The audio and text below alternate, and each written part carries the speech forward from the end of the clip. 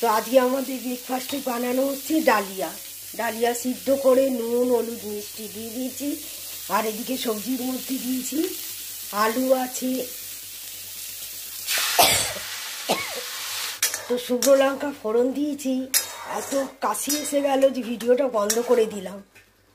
এর মধ্যে আলু আছে, বিনস আছে, গাজর আছে, ফুলকপি আছে, কারি পাতা আছে। দাও এবার ভালো করে নেড়ে চেড়ে এটাকে তৈরি করে নিই।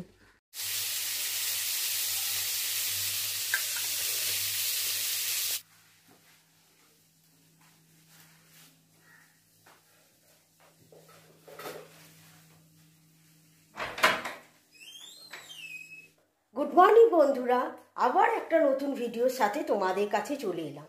তো মেয়ে বেরিয়ে গেল, তবে আজকে সকালে টিফিনটা নিয়ে গেছে, দেরি হয়ে গেছে, আর দুপুরে যেটা খায় সেটা নিয়ে যেতে পারিনি, কেন হয়ে ওঠেনি।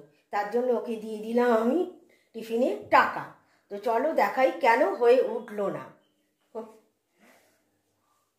তো এর কারণ হলো গিয়ে ফুলকপি।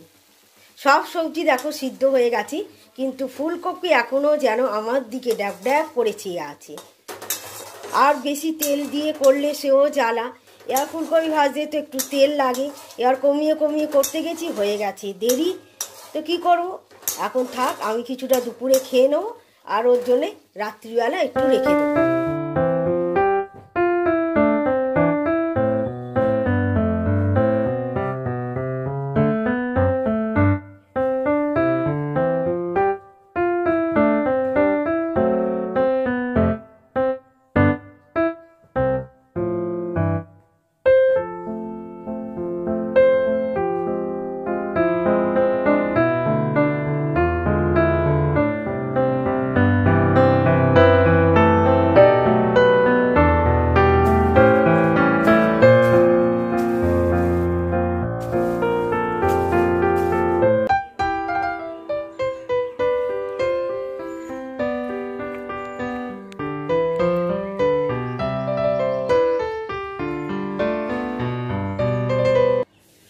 তো নারুগোপালকে ব্রেকফাস্ট দিয়ে গেছিলাম এই যে জবা ফুলটা আনতে।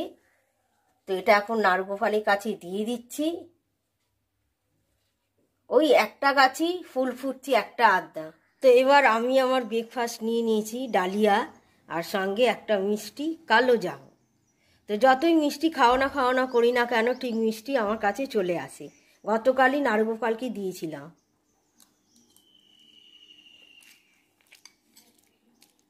তো কড়াই তেল বসিয়েছি, এদিকে তেলও গরম হয়ে ধোঁয়া উঠে গেছে, এখন একটুখানি নিভিয়ে দিই।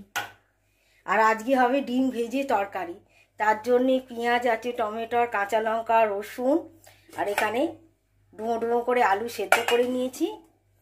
আর এখানে এই যে দুটো ডিম রেখে দিয়েছি, এবার ফেটাবো, ফেটিয়ে ভাজবো। তো এর মধ্যে দেবো, তো প্রথমে দিয়ে দেবো নুন, তো একটু লঙ্কা গুঁড়ো, একটু হলুদ গুঁড়ো, আর দিয়ে দেবো এখান থেকে কিছুটা কাঁচা লঙ্কা, কিছুটা না সবটাই দেবো, আর দেবো পেঁয়াজ। ভালো করে এটা ফেটিয়ে নি। ও তুই এদিক ওদিক হলে দাঁত দাঁত পড়তে শুরু করবে। তো চামচে দিয়ে ঘ্যাটাং ঘ্যাটাং করার থেকে হাত দিয়ে করে নিলাম, ঝটপট হয়ে গেল। আবার গ্যাসও জ্বালিয়ে দিয়েছি। না, এবার ডিমগুলো আগে ভেজে নিই। তো এক পিঠটা আমার হয়ে গেছে, এবার উল্টে দেবো।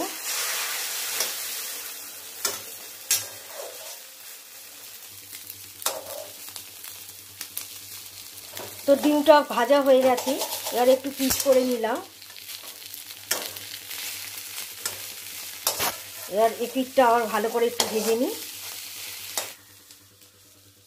তো ডিমগুলো সব ভাজা হয়ে গেছে আমার, এবার আমি তুলে নিয়ে কড়াটা একটু পরিষ্কার করে দিই। তো কড়া পরিষ্কার করে তেল দিয়ে দিয়েছি, তেল গরম হয়ে গেছে, দিয়ে দিলাম রসুনটা। এবার রসুনটা আগে ভাজাভাজি করে নেবো। এবার দিয়ে দেবো পেঁয়াজ। তো পেঁয়াজগুলো হালকা হালকা ভাজা হয়ে গেছে, এবার দিয়ে দেবো আলু, আর সঙ্গে দিয়ে দেবো টমেটো।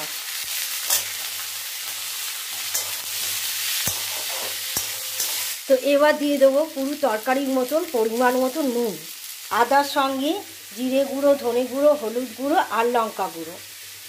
এবার এই চামচের পেছনটা দিয়ে এগুলো গুলিয়ে নেব। তো এইদিকে আমার টমেটোর, পেঁয়াজ, আলু সব ভাজা হয়ে গেছে। এবার দিয়ে দিচ্ছি রুটিন মশলাটা। এবার ভালো করে এটাকে কষে নেব।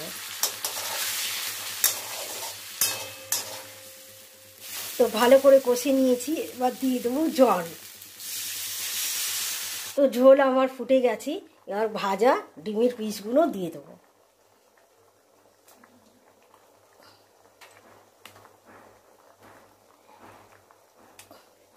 তো ডিম আর ঝোলেতে ভালো মতন ফুটে গেছে, এবার দিয়ে দেবো সাই গরম মশলা আর গ্যাসটা করে দেবো বন্ধ।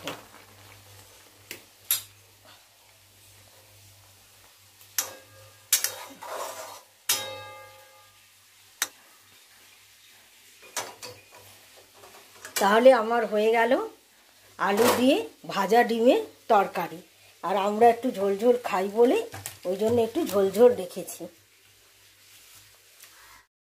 তো এখন সন্ধ্যা হয়ে গেছে, দেখো ঘড়িতে রাত প্রায় 8টা বাজতে যায়। তো এখন যাচ্ছি আমি রেডি হয়ে একটু বাজারে, মানে যাকে বলে মেয়ের পছন্দের বাজার করতে। তো যেহেতু পর এখন 4 দিন ছুটি, তো মেয়ের বক্তব্য হচ্ছে কালকে ওকে এঁচোড় আর টক ডাল খাওয়াতে হবে। তো আমাদের এখানে ভালো এঁচোড় পাওয়া যায় না, তার জন্য আমাকে চৌরাস্তায় যেতে হবে। আর কর্তামশাই তো এখন নেই, উনি ট্যুরে আছে, উনিও ফিরবে গতকাল, মানে ফিরতে ফিরতে হয়তো সন্ধে হয়ে যাবে। তা যেহেতু আমার সকালে লাগবে, সেই কারণে আমাকেই এখন আনতে হবে।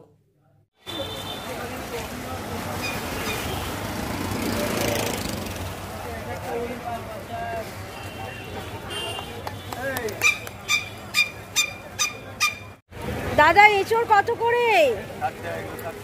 60 টাকা।